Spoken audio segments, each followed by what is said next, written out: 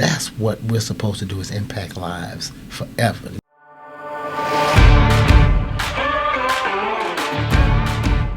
Hello, Insiders. This is Laurie with the story. Just want to say a big thanks to our sponsors of the Inside Story Hunters podcast.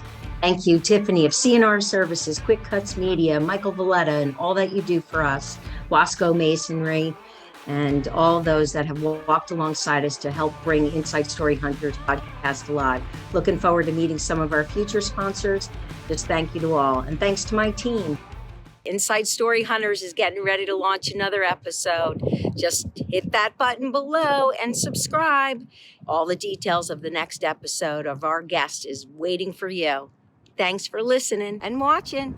Well, hello, Insiders. This is Laurie with a story here on Inside Story Hunters. I have the pleasure of sitting next to Coach Jeff, who is just a gift to the world. And go ahead, start telling us your amazing inside story. And remember, we can't go on and on for 5 days, even though we need that in order to accomplish all the amazing things you do to touch children's lives especially. So just fire away, Coach. Thank you so much, Laurie. I really appreciate that. My name is Jeff Darnell. I am a director with the Boys and Girls Club of Middle Tennessee.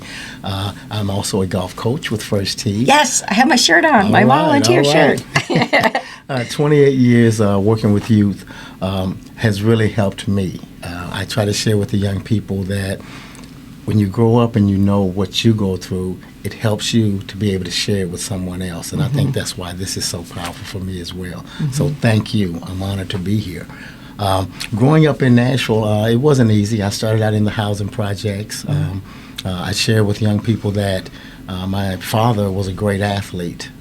He was from Illinois, but once he had 5 children by the time he was 21, it was a little rough on him. Oh, my God. So he was a great dad, even though he kind of left and my stepfather had to step in. He was one of the first African-American deputy sheriffs here in Nashville and actually came to evict us. So I share that with people that story right there, my mom having these 4 children in the home because my dad took my brother with him. So trying to And he grow left from the that. other children? Yeah, left the other ones. I'm sorry. So it was a little rough, but the deputy sheriff, I always say that, one of the first African-American deputy sheriffs in Nashville, Sylvester Fleming, stepped in. And he became our dad. It was really powerful how he purchased a home for us, and we lived with our grandmother for a little while until we got our own place. But I tell kids that growing up and listening to someone tell me positive things every day, encouraging me, squatting down and talking to me when he did it. Even when I got a spanking, we read out of the Bible first, and then he showed me why we were doing what we were doing. So all of that gets you to the right place. Me and my real father had a wonderful relationship later, and that's what I tell people, that make sure you go back and say, hey, I understand you were a young man with children, man, but you're a great guy. He was a child. He was a child himself, exactly. And so it really helped my story. Even working with the Boys and Girls Club for so many years here in Nashville, I've had young people come up to me and ask me, why do I do this work? I've had parents come up and say, do you know this person or that person? It's because of the Boys and Girls Club and just knowing those children. But my dad has helped kids here that are adults now, and they've come and spoken to me about that. And I said, whoa, it was that big. So, yeah, it was just growing up in a hard environment. Yes. Builds character. It really does. So one day, a good friend of mine, Ellen, helped encourage me to get my game on and play golf, and now I'm addicted, right? You know, you hit the one shot and you're coming back for more. That's right. And we walked into Vinnie Links, right? And we were sitting there chit-chatting after hitting a bucket of balls at the driving range right here in Nashville, and I picked up this flyer, right? Yes. So talk about thousands of lives that you have as a coach, and I say this episode is a tribute to you, Coach Jeff. Thank you. And on the coaches. I mean, there's coaches that have raised my sons, right? And just the influence, to your point, when a biological father or a parent may not be available, or whatever the case might be, having that support and the influence. So, but take me through the power of First Tee. There's so much I want to cover with you. Yes. But I became a volunteer, and that's how you and I met. Exactly. And the gift that you've been to me. So, and it was talk about it. You were a gift to us as well. That's a blessing. And I shared that with the staff when we had our meeting a couple of weeks ago, how powerful this program can be, not just for children, but for adults as well. So me and First Tee started way back in the late 90s when the program started in 97 or so. We were taking our kids from the Boys and Girls Club there. So I was actually learning with those kids. And one of those young men became a professional, Kerry Ray. And I share that had nothing to do with me as a coach. I promise you that. It was that Kerry stuck with it. And even after that first day, that Saturday I drove through First Tee and I saw Kerry and his brother walking the course. And I stopped and said, guys, what are you doing? He said, our dad dropped us off. I said, no, he can't drop you off. You've got to be signed up. He said, we are.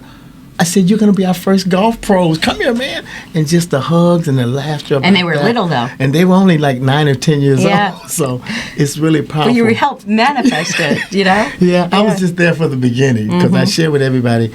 I'm glad that Coach Robert was in. I'm glad that Coach Joe, all those coaches that were there, Coach Moore, Coach Irie, all of those guys put it in Kerry to stay there. And that's the key. And that's what me and Kerry talked about later. You wanted it, man, because if you didn't want it, you wouldn't have stayed. And that was really powerful. So as a guy that's, only been playing golf for 20 years, it made me start playing golf just to watch this kid get excited about it. And so I started practicing myself, and that's what made me play golf, was just watching somebody else be inspired. And the program is teaching honesty, integrity, right? Exactly. Sportsmanship, character. Character is not something that you're born with, right? It's developed. All of these things that are just emphasized in the First Tee program. Oh, yeah. We've had children in the program that have come from Boys and Girls Club. Didn't necessarily do First Tee, the actual class, but we did a golf tournament with them. And one of the young men who's in his 20s now, that day was so powerful for him. He was dealing with homelessness. He was dealing with, had just had his mother incarcerated. Oh, my God. Dad was dealing with alcoholism. They were living in a van and going into my Boys and Girls Club to take their shower, going there to eat. We would feed them and do everything. But when we got him in First Tee, oh, my goodness, just to take him there and did his first little golf tournament. This young man was worried about the outfit. He said, I have no golf clothes. I said, don't worry. So we got the shorts and we got the shirt and the caps. And when he walked on that course, it was so amazing just to watch how he was empowered. Yes. And he looked around and said, these guys are so much better than me, but I'm so glad to be here. And I was so proud of him. He finished 4th in our group. Out of the 4 people playing, he thought that was 4th for the tournament. That's how powerful it was for him. So that's amazing. That's what First Tee does. And there's still, I think, people think of golf, I mean, it's a business opportunity, right? Yes. But golf is a game you're competing against yourself. Exactly. It's a mental conditioning opportunity to be focused and to perform. Exactly. And that game is not about you, it's That's about right. me, right? Yes. And again, these were things that I just stumble upon the volunteering opportunity. I don't do anything casual, and I just find myself in a training program because I think, well, all right, I'll go, and it's a Saturday, and if I can volunteer, I was waking up I've gone through transition of personal and professional, and people are in search. But the game of golf is something that it's just so powerful. Oh, yes. It will take you to a different place. Like I said, I did not like golf. I played football and basketball and ran track and did all these things. And my oldest son played for Hunters Lane. And I remember laughing and saying, son, I don't need to hit a ball that's sitting still. I can hit one that's moving, man. He said, yeah, but you would love it. And he would share with me that he had an uncle who was a very good golfer, and he would send him golf clubs and do things that I would say, you and Uncle keep playing, man. But boy, when I jumped in, and now me and my son played last Sunday, he's way better than me. But that's what I tell him. I said, man, I'm so glad we grabbed this and took it together. Yes. So that's what it's really meant. Well, take us back into your inside story, because one of my favorite stories you told me when I had the honor to just walk alongside you and the children, of course, on Saturdays and Tuesdays. But when you told me the story of how you became a director at Boys and Girls Club. Wow, yeah, that one really touches me a lot too, because it was really powerful. I had just left Nashville, went to Denver, and we as young men have to learn how to become great fathers, not just a father, but great fathers. I thought I was a great father, but I didn't marry my son's mother, either one. And so my oldest son's mother had already remarried, but I hadn't. I still had another son. She decided she was going to move to Denver. So I said, nobody's in Denver. Who's in Denver? I have an aunt and an uncle there. And I said, okay, that's somebody. But then when she got there, I would still go pick my son up. I'm trying to become that great young father. Go pick him up, come back home for the summer, take him back. Well, what happened was I decided to move to Denver so I could raise my son and be that type of father that I knew I had to be. Amazing. So I go back there, could not find a job. I walked into a place that sold business furniture, and I was a salesman coming from Nashville. One of the top salesmen at my company. Couldn't get the job as a salesman, had to deliver business furniture. So I tell everybody, you have to be humble.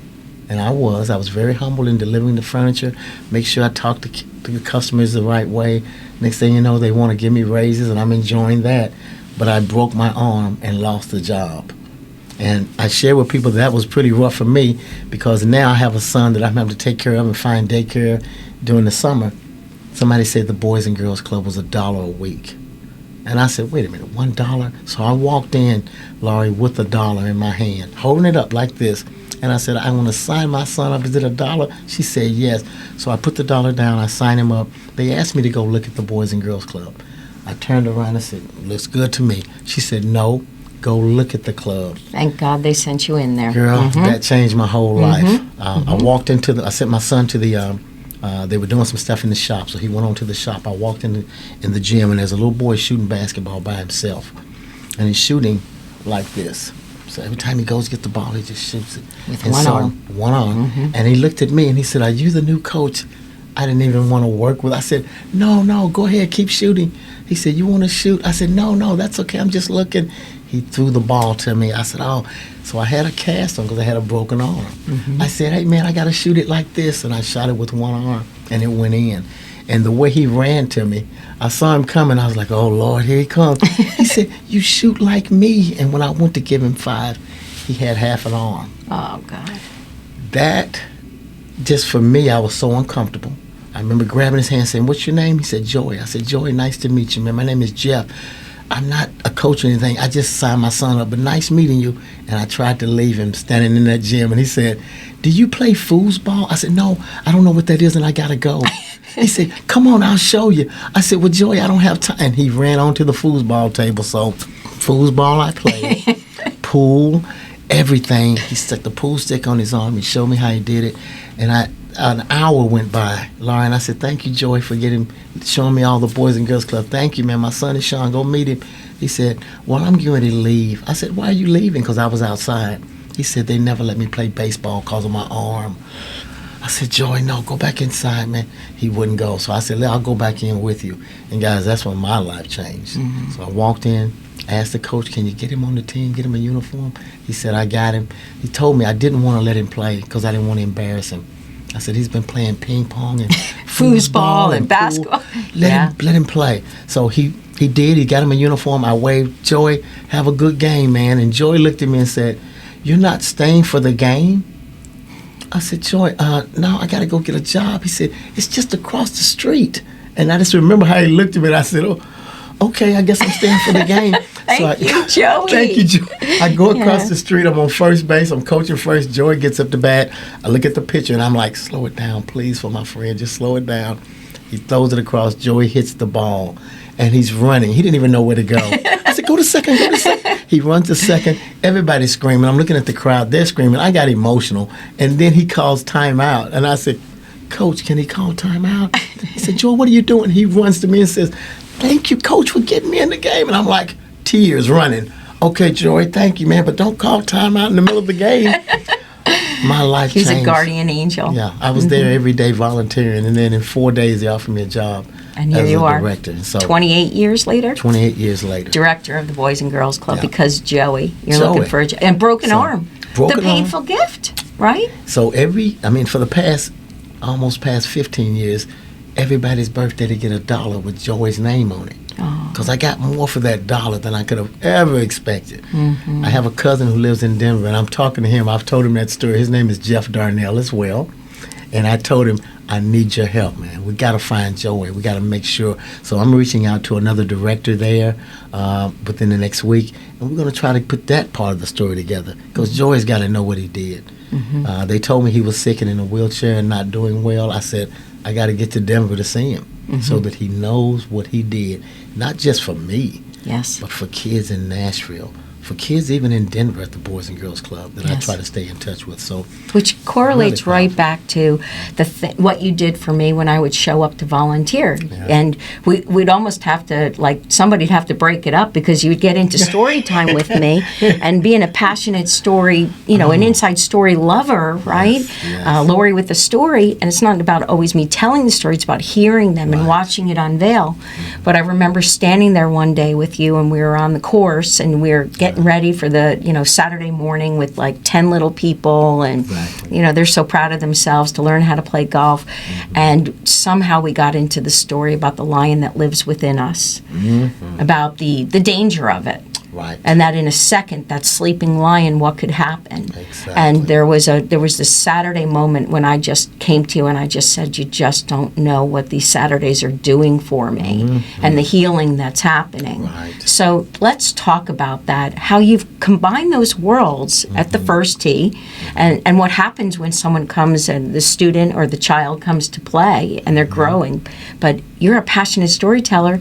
And video, pictures. You can't stop yourself, have to right? document the program. Right. I remember you telling about a woman, and I want to talk about the lion story, about the lion living within, but there was a young girl that you said was about 8 years old. You snapped a picture of her somewhere, and then 10 years later, she's graduating, and you're taking a picture, and you were able to bring the video or the pictures and say, look at this. This is you. Yeah, we've had. But you knew to capture those moments. The parents would have missed. She would have missed. Exactly. Talk about the importance of the story. Well, I use one, and I've had a few that have done that. I have young ladies that we've taken on college tours who become teachers in that city, and also do photography and have their own photography studio because we've given them that camera at 12 or 13 years old. A lot of those stories are just so powerful because I share with them at a young age that it's not just for the school year. It's not just for the summer program. It's for life. And they have to hear that, and they have to really know it.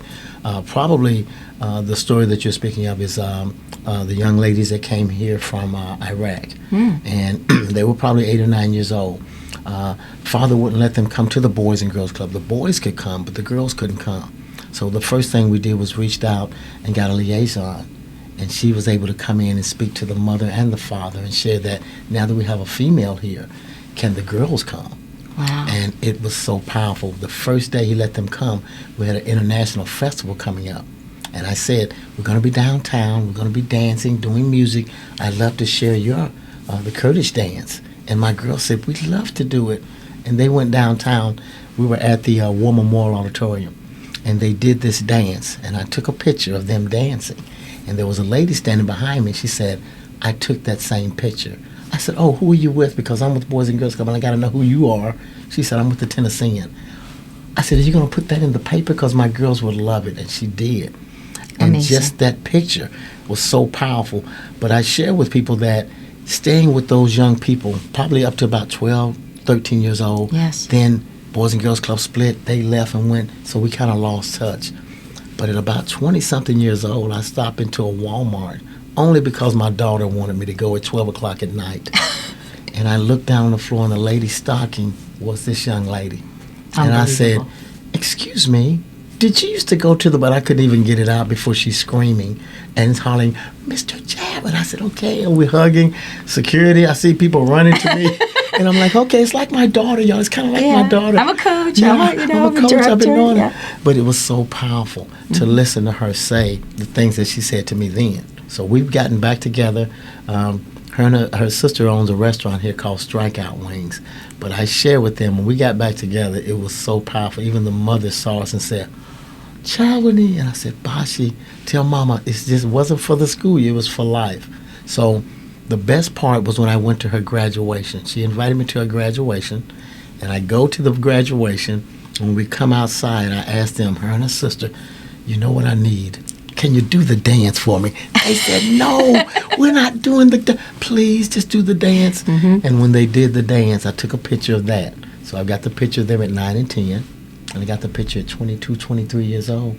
And then when I said, look around, it was in the same exact spot, the War Memorial Auditorium downtown, where they were both dancing at 89.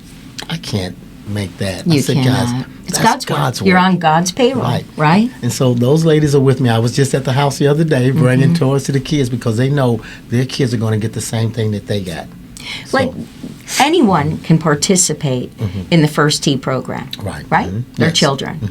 And Boys and Girls Club, well, can anyone come to the Boys and Girls Club? Yes, they have to be members. They can sign up. You can go on to bgcmt.org and they can fill out the application, or they can stop in any one of the 11 clubs. We have 2 in Franklin and Fairview, and then we have 9 here in Nashville.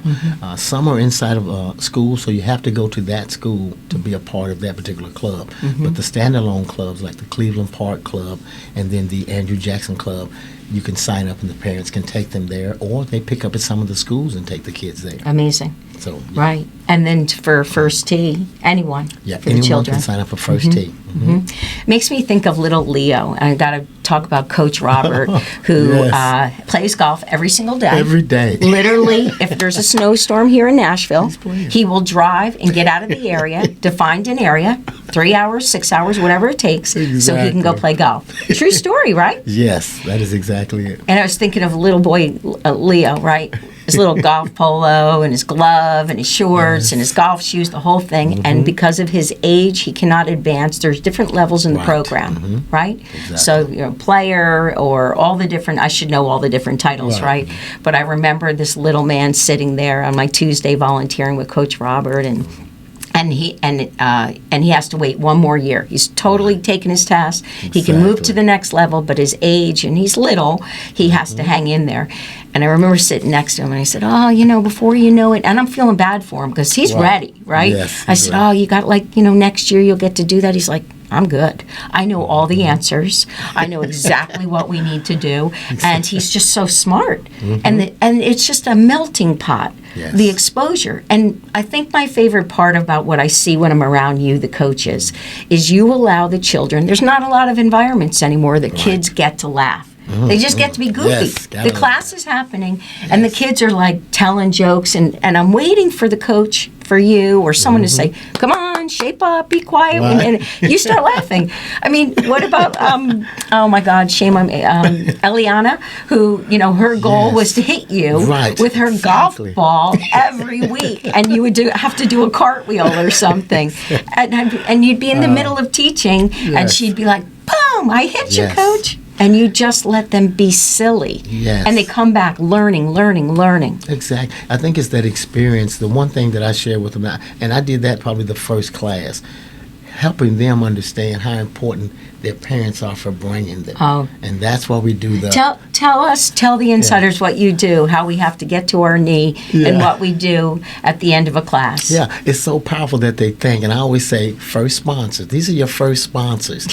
So why not say thank you? I said, now later, you'll have other sponsors that'll pay money for you to play golf, but these people are paying for you to play golf today, and they don't even get to play. They got to sit on the porch and watch. So after every class, let's turn around and say, thank you, I love you.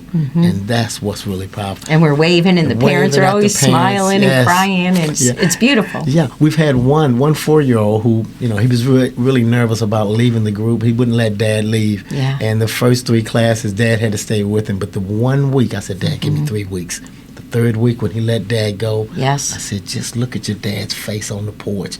And he waved like crazy. I said, that's why we wanted Dad to separate from you. Some kids needed that, where Dad had to stay with him for the first couple of classes. Sure. Because he was only 4. But your coaches, you're patient. Right. You Gotta allow be patient. it. And there's been baseball different programs where there's such discipline, and I love that. I welcomed it for my sons, right? Having that male influence, but just to be goofballs.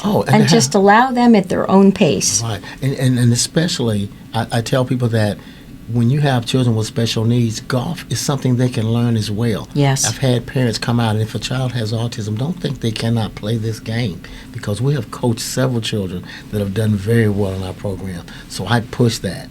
And I had one mom last year. She was apologizing the entire class because she felt like her son wasn't doing what we needed. Yes. And I said, Mom, let him do what he's doing. It's okay. I happen to remember that. His name is Parker. Yeah, Parker. And that's you exactly I don't know if you would remember it, but you trusted me. And Parker was crying, kicking, wouldn't do anything. Mom, holding on to Mom. And then one day I walked over to him. We were lining up to cross the street to go onto the golf course. And I grabbed Parker's hand. I just took a chance. And I remember you looking at me. And I grabbed Parker's hand and I said, would you like to be the leader with me? Exactly. I said, Parker, I'm a little nervous to go across the street. Oh. And Parker starts walking. Perfect. And next thing you know, Parker's hitting the ball. And and Mom is over on the porch. Exactly. It was beautiful. That was beautiful. And that was a gift that you brought to us, Laurie. And I shared that with them at the meeting a couple of weeks ago. It was just a presence, a beautiful presence. So it was a gift to First Tee that you came to us.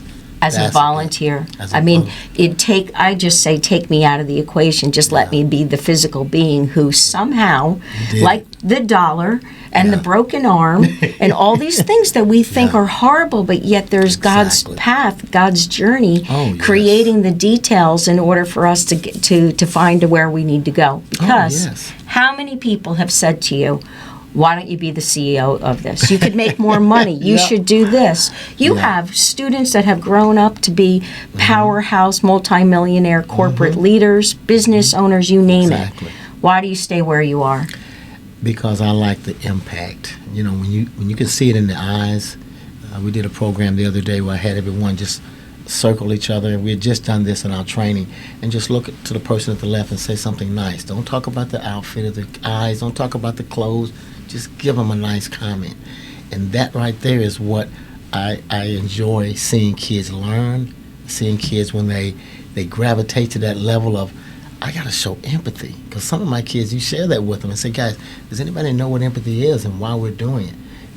If you have a bad day, and I've got kids that have been through a lot. Yeah. And you were one of them. I was one of them, and my response to their story is really crucial. So the young man who's having a hard time, and he tells me, I can't stand this place, and so. Hey, when he says, I can't stand my stepfather, hey, my brother, let me share this with you. I had a stepfather too, and let me tell you what he did for me, man. So then it helps him understand that it can be a good situation. Some of my young men, and I've had a young man right now who's in Chicago getting his doctorate.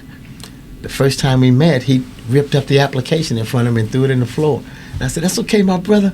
I'll catch you later, man. Thank you, man. But you got to have an application filled. He didn't understand that this guy is not mad, and he's not screaming. He's not yelling. He's smiling. What do you do when you've told the stories too, where you walk over the kid that they would have kicked out of school, kicked out of class, they're out of control, and the rest of us are getting frustrated, and what do you do, and how do you walk over to them? How do you teach? That response of how we respond to them, I share with them, and we did this just yesterday, 10% is what happens to you. 90% is how you respond to it. So they've got to learn that this is the most important part, is your response to everything. So I shared with them coming up in first grade, second grade, third grade, when I was a little guy in class and everybody wanted to rub my head and I'm trying to fight everybody. The only weapon I had was this right here, and it gets sharper with constant use. Otherwise known as the mouth, right? Mouth. Well, God gave us 2 ears and 1 mouth. Yes. Yeah. And I started using that, and it became physical later. And I shared that with boxing, fighting. I love to fight. My dad would show me things, and I'd go back to school and put it on all my friends. So nobody wanted to grab Jeff, and nobody wanted to play. So I had to learn how to take something that I had and turn it into a positive thing. So even sharing with a young man yesterday who was having a rough day, I told him, cooking did it for me, my man. I said I had to get to school and start learning how to bake. And I'd bake my teacher's bread, and I'd take it to the class, and I would say, might have made a C on that last test, but this bread is going to make you change that to an A. They would say, you're such a salesman. Get out of here. Get out of here. Seriously. That was it. You're the guy, you're contagious. You just want to be with you. The stories, everything, you told the powerful, what changed me, Inside Stories is about unveiling and seeing live people. Exactly. And you feel the human connection. Exactly. You know what I mean when I say Inside Story, right? Yes. Let's go to the lion that lives within you. The boxing and the attack, and instead of 10% is, what happens to you, it's reverse, it's 90%. Yeah. Talk about that, how you have managed that yourself as a professional, as a human being. Well, I tell everybody, and a lot of my guys know more about UFC fighting, things of that nature. I tell them, guys, I was just aggressive. I said I never boxed, never did anything like that, but I would fight in a minute. And so I remember being in Denver, and even after I had broken my arm and leg, I stood in line for UFC in 1992. And I remember the mayor of Denver coming in front of all of these men. I was at front of the line.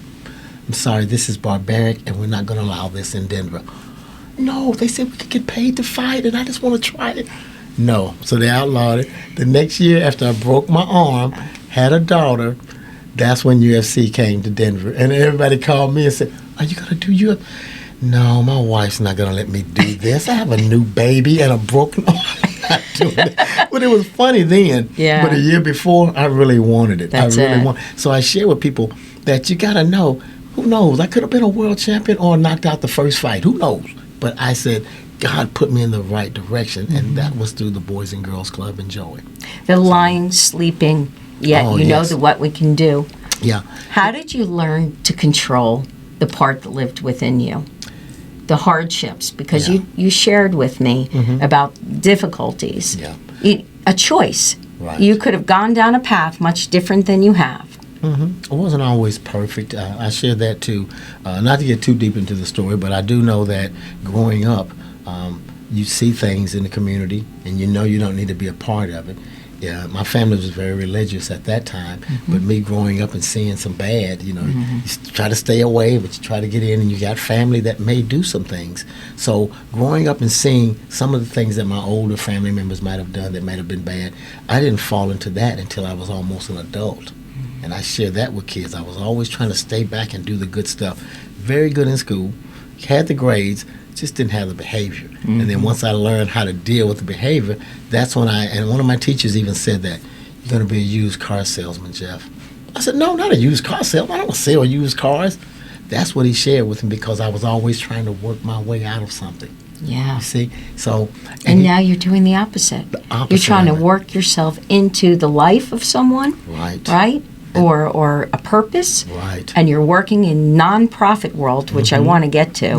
Exactly. Internally, how there's a lot of there's a lot that happens behind the scenes, and donations, the purpose of it, what happens, but.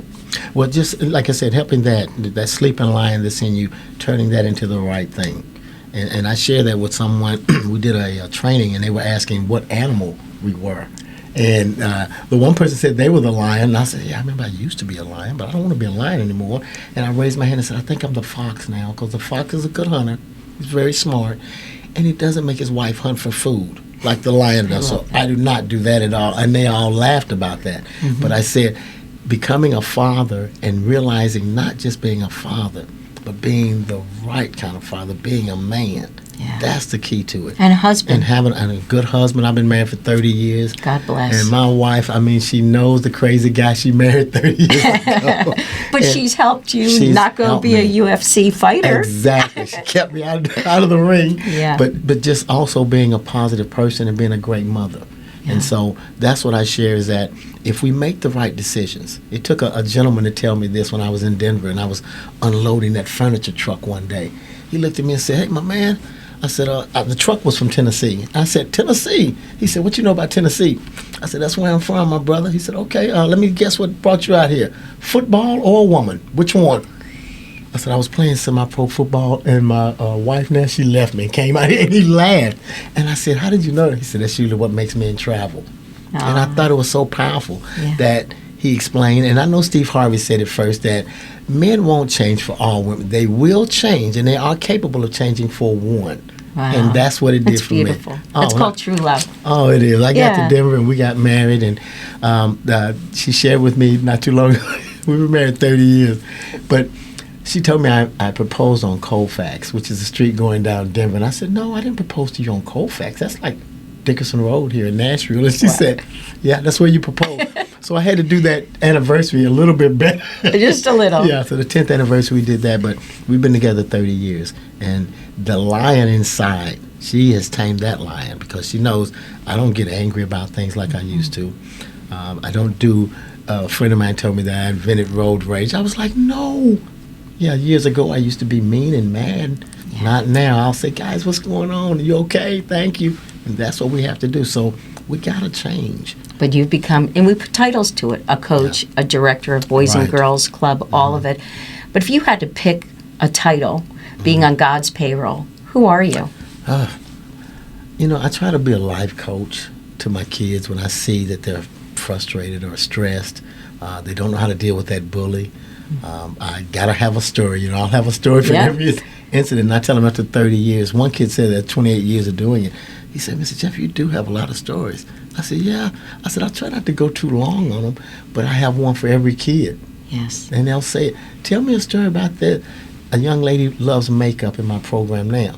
And I said, can I share a makeup story? She said, go ahead. And I said, okay, it won't take long. And I said, there was a young lady who put makeup in my program at the Boys and Girls Club. She put it on 6 and 7-year-old girls. And I came back from lunch and I said, who did this? What happened? They said, Star's putting makeup on it. I said, she can't do that. I said, Star, come here, baby. Take this off now. We've got to take it off. She started crying. And they started getting their makeup off. I said, guys, I can get in trouble for putting makeup on babies. But I promise, Star, when you become a makeup artist, I'll be the first person there to support you. I promise I'll be there for you. That was at 12. Mm-hmm. Now, we had done graduation from high school, graduation from college, everything with this young lady. And when she got her job as a makeup artist, I was doing the photography at the wedding. I love it. I love it. That's God. I told somebody when I walked in, her mother was about to scream. I did just like this. And I just walked up and said, excuse me, ma'am, can you move your arm, please? And she was, I'm sorry. And she's putting the makeup on. And then I said, great picture. And I just saw her start crying. Yeah. Mr. Jeff, I said, I told you I'd be here with you, girl. It's beautiful. That's what God does. So because you want to be in position in order to acknowledge a child has grown up to be an adult. Yes. And you know the inside story. You know where it started. Exactly. And making her cry because of babies, which makes me go to the part about what's it like inside a nonprofit world. Because so she put some makeup on some babies. They were having fun. Yeah. But guess what? Those parents may not be happy with you. Right. Oh, and by the way, the nonprofit organization might smack your hand. Exactly. So how have you navigated 28 years? Yeah, we've had a lot of situations. I mean, you got to deal with, even in the years back. It's so funny. I had a parent that wanted to come in. She heard her child had been harassed by a member. And I knew both members, and I know they were going back and forth. So I said, I'll talk to both moms. So I talked to one mom. The other mom said she's coming to the club, and I'll talk to her. But she came on in the door looking for the girl. Where is she at? I was like, oh, no, hold on, ma'am. Really a rough day. I had to take her outside, and we talked. I said, you can't come in. You're the adult, remember? I don't care if you can't touch my baby. I got you. But let's stay calm about it. And we talked. Now, she worked that part out. They both worked it out. But the best part was 10 years later when I see her and she's working for the sheriff department and she's doing all these things and she's got her doctorate degree and she's doing all that. And I said, are you still the fighting mom? She said, stop, Mr. Jeff. It's a lot of those stories. Yeah. I did a party not too long ago where a young man, it's his 16th birthday party a couple of years ago. Mother had told him to lie to us when he came in the Boys and Girls Club and tell him he was 6 because we didn't have paperwork. We didn't ask for the official paper. They just had to fill the form out back in the day. Yeah. So he would come in. I said, how old are you, man? I am 6. I said, what are you saying 6 for? He said, because I'm 6. I said, okay, thank you, man. So when Mom came in to pick him up, I said, hey, Mom, you got a minute? She said, yeah. I said, watch this. You're going to love this. I said, come here, man. How old are you, man? He said, 5, 6. I said, did you see that? She did like this. Mr. Jeff, I'm sorry. I needed a daycare for him. I'm so sorry. I said, that's okay, girl. Look. I said, go ahead and play, man. He needs to improve his game on fibbing. Because 5, 6 is not okay, right? So that's what she laughed about. And that's the one working at the sheriff department. At the birthday party, when I walked up with the bag, I said, hold on. Are you 16 or 15? I just want to know. And he laughed.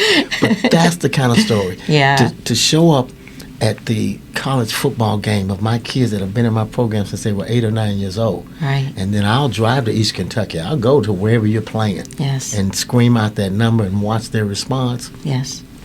that's a bonus. Coach, I mean, this episode, and I say check. Coach, and they say Mr. Jeff, but, I know you through First Tee, right? And it's just an incredible experience to know that men like you, that, there's no accident that your story had to start off incredibly difficult. And the loss and the voids enabled you to feed and pour into others. Exactly. And Miss Laurie, I will share this because I want to make sure that I share the point that even though my stepfather stepped in, my real father had left here. And I didn't know that one of the first things that I'd ever heard about taking care of teenagers was Nashville taking care of him. He was 17 when he came back here to take care of his children. And he got a home in John Henry Hill because they wanted him to go to Pearl and then TSU because he was a superstar in football, track, baseball. And I tell people that story is just to watch him grow as a man. Yes. And even get back to Nashville. I tell everybody he was a police officer in Detroit. But when I got there at 13, he told me the story. He said, I was walking through the projects with you. You were about 2 years old. And a police car drove by. And you said, there goes my daddy. He said, I looked at you and said, no, son, I'm your daddy. And I said, oh, my daddy, policeman. And it was just the stepdaddy that came in to try to put us out. It was him. I was looking. Yeah. I get to Detroit, and my dad is working in the public school system as a police officer. And that was the first joke we had together. I said, you wouldn't be there if it wasn't for me, my brother. We hugged each other and laughed. And he said, Jeff, you are crazy. But me and my father had a wonderful relationship because I know he was a teenager trying to raise children. And that's it. Great, phenomenal man. So I have to share that story that I did have the two dads, and they respected each other. And that's what I learned from both of them. When I didn't get the train set I thought I was supposed to get from my dad, I thought my stepdad was going to be on my side, that I was mad about that. He said, he gives you life. He gave you life. Yes. Don't worry about a train set. And it taught me so much to listen to this guy go, whew, wow, that's something else. Yes. So we get those blessings. And sometimes we got to realize when we get them, we got to use them. Yes. And we got to share them. Well, I'll just, I ask every guest this question. May you live to be 300 years old, and that you'll always be with us, right? Yes. But your legacy, your footprint, you're not with us, and how are we going to remember you? How do you wish to be remembered? I think for me, the most important part, and I know people use this cliche all the time, and not the way that something that you learned from me. Nobody probably remember Money Matters because we started that program here in Nashville with the Andrew Jackson kids, and now it's a national program. Nobody remember a lot of things like that. I just want them to remember how Mr. Jeff made them feel while they were around it. And hopefully it was positive. Hopefully it was teaching you to grow. Hopefully it was saying, hey, take that bad point and make it a good point. I know one story I did share, and I'll make this my last one, Miss Laura. There was a young lady who did not communicate well with me. For some reason, she didn't like me. I thought maybe I was over the top too much. Maybe I was trying to do too much around. So I shared with her at 13, you don't have to be Mr. Jeff's friend at all. Just be respectful, because I'm being respectful of you. When I call your name, if you don't look at me, it's okay. But here's what I want you to understand. I'm here for you whenever you need me. But I will leave you alone. And thank you, darling. You know I love you. She heard that. I saw her after I left that club 3 years later, and she was working at a Kroger's. And when I went in the line, I saw her, and I wasn't going to bother her at all. But I looked over and I said, and I waved, and she started crying. And she said, and I said, huh? What? You want me to come? She said, Miss Jeff, I'm so sorry. I was going through so much. Yes. Just that hug. I told her in that store, I'm sitting there crying with her. Thank you so much for saying that, because you know I don't like to leave no stone unturned. All I could think about was, how could I let that young lady leave my Boys and Girls Club thinking that man got on my nerves. I don't like him. Yes. So we've been friends. We took that picture, and I sent it to my daughter, and my daughter said, oh, my God, Dad, how did you get that picture? I said, yeah. I said, it just took a while. There's no accident, right? That these Exactly. your children who grow up and they come back into your path is full circle for you, which feeds you, I would assume, and carries you to just keep touching other lives. So you are a walking, living example of a great man. I appreciate that. I'm so grateful to know you and to hang with you on a golf course and be with the kids. We appreciate you. Thank you for being that volunteer that comes in and impacts them. And insiders to learn about the programs and to go to firstteetennessee.org. Just, look up First Tee Nashville. Go to the golf courses here in the local area. And if you're not from Nashville, just the organization is nationwide. Exactly. It's all over. It is. So, but and how many women I've met that have thought about playing golf and say, but I don't know, I feel weird. And I'm just like, I get out there on the driving range now, and I might be the only woman, and I just go, watch this. Exactly. And if it's horrible, I laugh at myself. But sometimes it's so great, It is. But it's so empowering. It But really is. Boys and Girls Club, donations and participating and volunteering and jobs. You're just telling me about you're about to hire one of your kids from Boys and Girls Club, and they'll be part of your membership committee director position. Yeah, that's the kind of powerful things that happen, and we've had a few come through the program. I also have a board member who's one of my former kids. And it's just powerful that we did Wind Down Main Street, and we're walking down Main Street, and he's going, yeah, you raised me, man. I got a business. They don't know this stuff. We got to share it with everybody. I said, okay, share it with them, man. We're good. But it's so powerful. I've been to, and I share with the stories, the businessmen that are doing well. That's great, too. But I also have mine that didn't do so well, that went to prison, and I went to go see them in prison. We have to do that. Have to show them that we still there for them.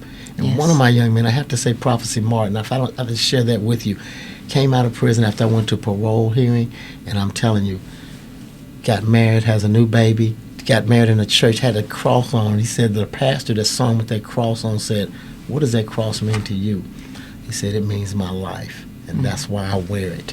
And he tells a story about growing up in the Boys and Girls Club, trying to come and buy popsicles for me and my kids when he was selling drugs. I wouldn't let him. Wouldn't let him buy popsicles. I said, when you can show me a check stub, you can buy popsicles for my kids, my brother. And when he got his job, he came back and showed me that check stub, and we bought the popsicle truck there. So that picture, those pictures of him with the bandanas on, even when he wasn't right, is what he uses in his rap videos. He does Christian rap. And so he shows the pictures at the Boys and Girls Club with the basketball and shows himself helping buying the popsicles and showing what it did for him. That's what we're supposed to do, is impact lives forever, not just for a few years, but forever. And may it be from a place that's purposeful and not because. Yes, exactly. And on closing remarks, anything that you just feel is just super important that our insiders know regarding Boys and Girls Club, you, children, parents, First Tee? Well, both programs, I would say that, I always get involved. Volunteer. Go to bgcmt.org and fill out a volunteer form and just help out. It doesn't take a lot of money to help take a kid through the program. Yes. And I promise you, it's $20 for a week for kids to come to the program, and they get a snack every day. It's unbelievable. They get a parent gets help. to go to work. Exactly. And their children are being cared for, educated, having fun. Exactly. And we're going to do the character and leadership development. Our purpose this year, and for our new CEO, Mr. Eric Higgs, is by 2026 to double. I mean, take it to 10,000 kids in this community, serving 10,000 Just kids. in this community. Just in this community in Franklin and Fairview. That's what we want to do. It's called Dub 100. So that means he wants to double it. 100% that they're ready to read, they're ready to write, they're ready to graduate, and they're also ready to go to post-secondary education and serve their community. That's what that's what the whole process is for. So, thank you for doing God's work. Oh, thank you. I love working with you on God's payroll. Oh, thank you. But you're much, at a higher level. No, you're a we're here senior. together. I'm just trying to keep up with you. We're here together. And I'll just say, keep sharing those stories. And thank you for having me, Laurie. God I really bless appreciate you. God bless you. All right. Take good care. Thank you, dear. Bye for now.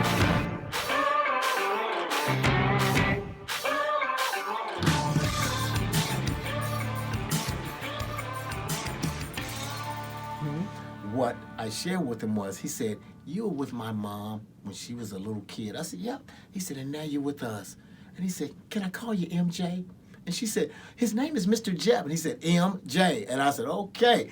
He's just like mama. So that's what was really powerful. That I got to see that the first time. He's just like his mom.